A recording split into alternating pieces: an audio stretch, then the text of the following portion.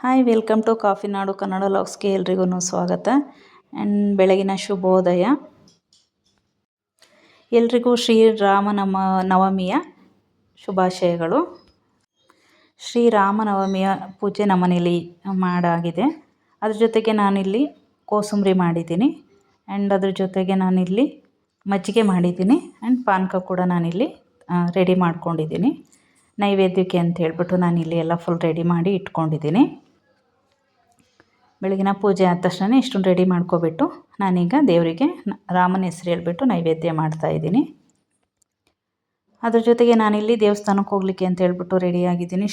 ನಮ್ಮ ಚಿಕ್ಕಮಗಳೂರಿನ ಹಿರೇಮಂಗಳೂರು ಟೆಂಪಲ್ಗೆ ಹೋಗ್ತಾ ಇದ್ದೀನಿ. ಕೋದಂಡರಾಮ ಸ್ವಾಮಿ ದೇವಸ್ಥಾನ, ಫೇಮಸ್ ದೇವಸ್ಥಾನ, ಇಲ್ಲಿಗೆ ಹೋಗ್ತಾ ಇದ್ದೀನಿ. ಇಲ್ಲಿ ಒಳಗಡೆ ವೀಡಿಯೋ ಮಾಡೋಕ್ಕೆ ಬಿಡೋಲ್ಲ, ಅದಕ್ಕೋಸ್ಕರ ನಾನಿಲ್ಲಿ ಫೋಟೋ ಮಾತ್ರ ಹಾಕಿದ್ದೀನಿ. ಅದ್ರ ಜೊತೆಗೆ ನಾನು ಇಲ್ಲಿ ಬಂದವರಿಗೆಲ್ಲ ಶ್ರೀರಾಮ್ ಜೈರಾಮ್ ಅಂತ ಹೇಳ್ಬಿಟ್ಟು 108 ಬಾರಿ ಬರಲಿಕ್ಕೂ ಕೂಡ ಇಲ್ಲೇ ಕೊಡ್ತಾರೆ.